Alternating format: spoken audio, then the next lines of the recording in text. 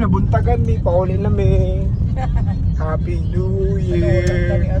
Ala, nakuhan. Mag-ulan siya.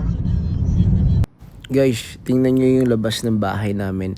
Knowing na yung area namin guys, gilid lang ng baking pantry at saka yung lots for less. Ang daming mga tao dito. Tsaka ang daming mga pedicab dito. Tsaka sasakyan. Pero look right now guys.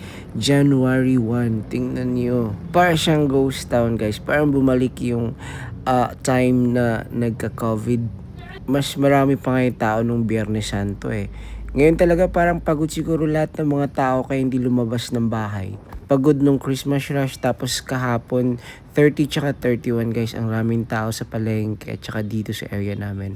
Pero look right now, sana ganito parati 'di ba?